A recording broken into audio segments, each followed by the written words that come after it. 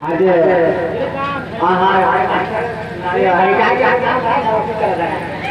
कोई बात नहीं, वो आएंगे और गुरु के माध्यम से चर्चा के कैसे बढ़ाने चाहिए और उसी तरह आपको बात रखेंगे। अपने शिव गुरु को प्रणाम, हरिंदर भैया नीलम दीदी को प्रणाम, परम आदरणीय माता पिता के चरणों में प्रणाम, उपस्थित सभी गुरु भाई गुरु बहनों को मेरा प्रणाम। शिव को गुरु बनाने के लिए 3 सूत्र दिया गया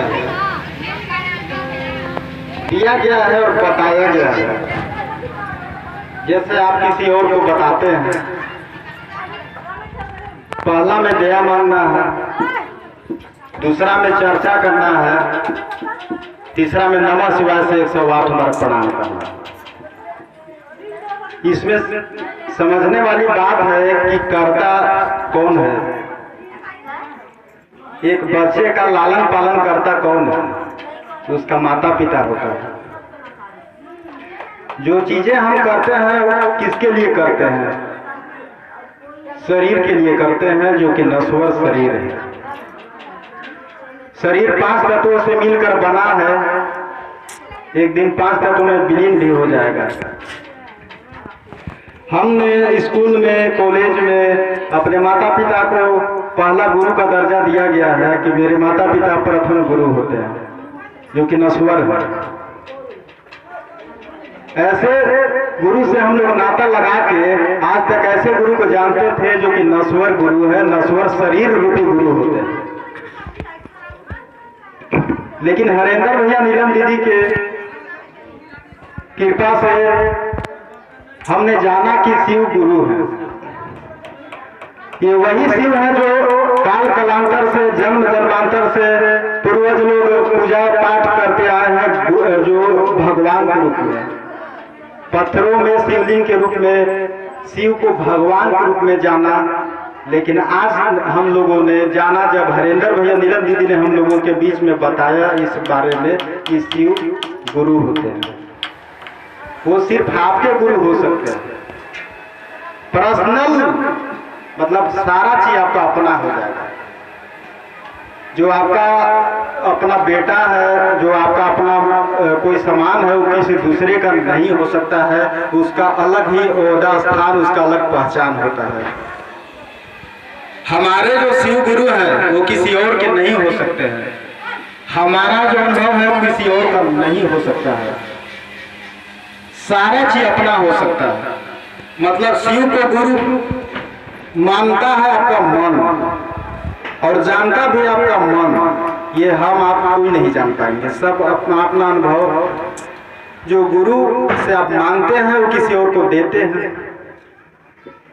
अगर हम किसी चीज को पोटली में बंद करके रखेंगे तो सड़ गल जाएगा ना, लेकिन उसको अगर हम छींट देंगे तो जो तितर बितर बिखर के वो नया रूप में ले लेगा, सिंचित हो जाएगा, फल फूल जाएगा। ठीक उसी प्रकार हमारा ज्ञान है, जो आत्मज्ञान, जो शिव गुरु से हम लोग दया के रूप में मांगते हैं और किसी और को देते हैं, तो यही दूसरा सीढ़ी हो गया। दया की क्या मांगते हैं? क्या रखने की विषय वस्तु मांग लेते हैं? दया में क्या मिलता है और हम लोग क्या मांगते हैं? किसी और को क्या हम कहते हैं कि मांगना है? हम लोग मंदिर में जाते हैं, मस्जिद में जाते हैं तो किसी चीज का गुहार लगाते हैं, भगवान से मांग लेते हैं, क्या मिलता है? वीडियो करिए। हम लोग जो है मंदिर को बदल देते हैं, भगवान को भी बदल देते हैं। 36 करोड़ देवी देवताओं के चक्कर में हम लोग भटकते रहते हैं, हमारा आत्मा भटकते रहता है। लेकिन जो चीजें हम लोग करते हैं उसमें जो होता है, रोकने वाला होता है, हमारा मन होता है, क्योंकि मन चंडाल होता है। और हम जिसको अपना गुरु बनाने चले हैं वो कालों के काल महाकाल है। तो पहले मन ही मन हम लोग मजबूत रहेंगे, तभी शिव हमारे गुरु हो सकते हैं और तीनों सूत्र का पालन हो सकता है। तीनों सूत्र एक कड़ी है। जब हमारे पैरों में अगर कड़ी लगेगा तो किसी दूसरे को भी हम कह सकते हैं। पहले उस चीज को हम लोग में लाना होगा, अपने से करना होगा। खुद अनुभव हम लोग करेंगे तभी नहीं किसी को किसी डॉक्टर के पास इलाज कराने गए हैं तो उसका दवा हमारा असर करता है, तो क्या असर को हम लोग देखते हैं कि हम कैसे कैसे हो रहा है, लेकिन होता है वो अनुभव करते हैं, उसी अनुभव को किसी दूसरे को बांट देते हैं। महज बात से वो अगला जिससे भी हम चर्चा करते हैं, ये चर्चा ही न करते हैं कि बहुत अच्छा डॉक्टर है, बहुत अच्छा दवा देते हैं, ये करते हैं वो करते हैं, विश्वास कर लेता है। यानी कि खुद हम अनुभव उस चीज को करेंगे नहीं तो किसी से कहेंगे क्या। आखिर ऐसी कौन सी बात है जो हम गुरु से मांगते हैं किसी और के लिए नहीं होता है। कहीं धन दौलत तो बीच बिचौलिया का चीज में तो नहीं हम लोग दया में मांग लेते हैं। दया मतलब दिल से याद करना है, किसी समय कर सकते हैं, किसी अवस्था में, न पूजा स्नान न कोई विधि विधान है, जिस अवस्था में आप कर सकते हैं। जो खा पी कर रहे हैं वो सब चलती रहेगी, जीवन जैसे है वैसे चलती रहेगी, लेकिन मन जो है विचलित है, मन जो गलत दिशा में है, बस सही दिशा में, सही धारा में हमारे शिव गुरु ला देते हैं।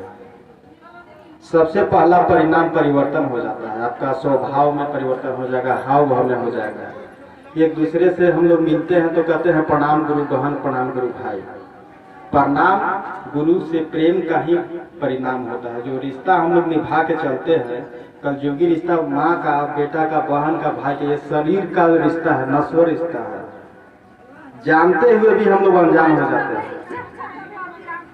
हम लोग जानते हैं कि ये आत्मा का सत्ता जो है परमात्मा के लिए है, मतलब एक दिन परमात्मा में जा मिलेगा, लेकिन फिर भी इस चीज को न मानने देने के लिए, पालन नहीं करने में अहम रोल जो अदा करता है हमारा मन करता है। उस मन को समझाना है, उस शिव गुरु के प्रति लगा देना है। अब मन ही मन क्या सोच रहे हैं मेरे को नहीं मालूम, लेकिन सोच में शिव होना चाहिए, जो कि सोच के समय भी हो सकता है, निवृत्त क्रियाकर्म के समय में भी हम लोग सोच सकते हैं। मन का एक कोना में शिव गुरु का होना तय करिए, निश्चित करिए कि क्या आप सोते जागते, क्या हर समय एक जो है आपके अंदर में क्या फोटो आता है। अगर नहीं आ रहा तो शून्य में चले जाइए, लेकिन कोई सत्ता है जो आपका जीवन को परिवर्तित कर रहा है, जो किसी और से उसी के बारे में हम लोग बात करते हैं, कहते हैं कि शिव को गुरु बनाकर देखिए परिवर्तन होता है। फायदा के बारे में नहीं करिएगा, हम पहले बता दे रहे हैं। अगर उसको फायदा नहीं होगा तो आप दीजिएगा फायदा, अगर उसको पैसा नहीं मिलेगा तो आप दीजिएगा। ऐसे बीच बिचौलिया से नहीं करना है। बस कहना है कि हमने शिव को गुरु बनाया है, आप भी बना कर देखिए, मान कर देखिए, बस मानने का काम है।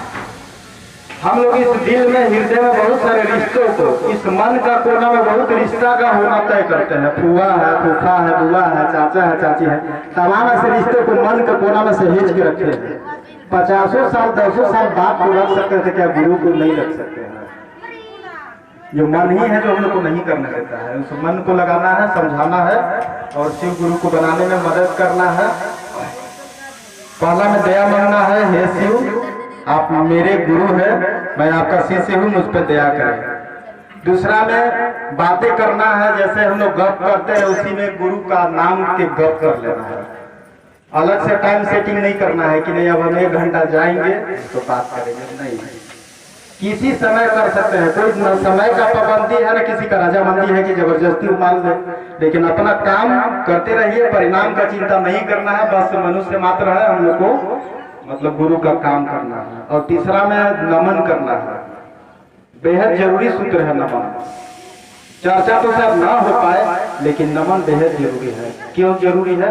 कि नमः शिवाय, मतलब नमन कर रहे हैं, प्रणाम कर रहे हैं, हमारा सांस में गुरु आए, इसलिए शिवाय। शिव का मतलब शिव, गुरु का नाम है आय, शिवाय बेहद जरूरी है। या आप 11 बार करिए, 21 बार करिए, जरूरी नहीं है कि एक ही बैठक में उसको करिए।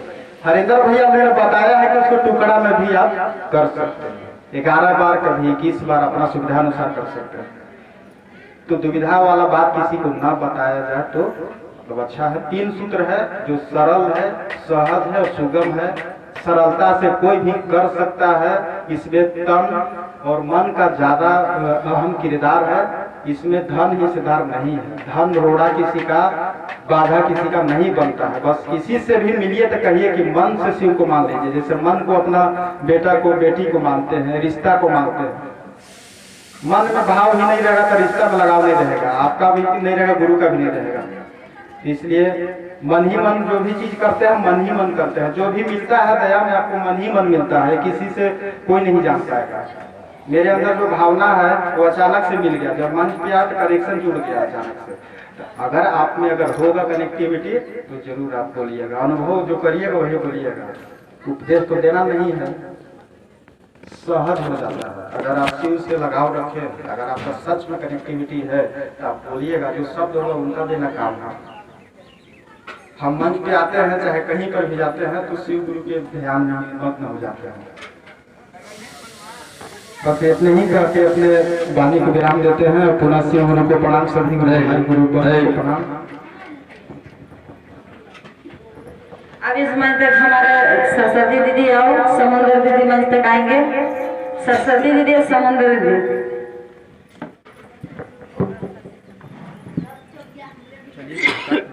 अभी नहीं चल रहा है, काटे हैं।